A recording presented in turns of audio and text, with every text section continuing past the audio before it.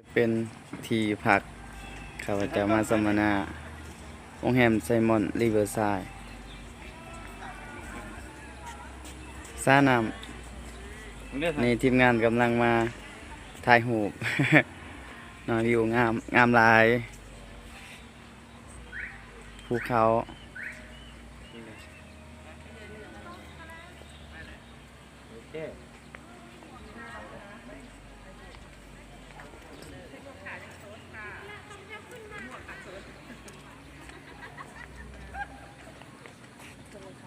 สวยงาม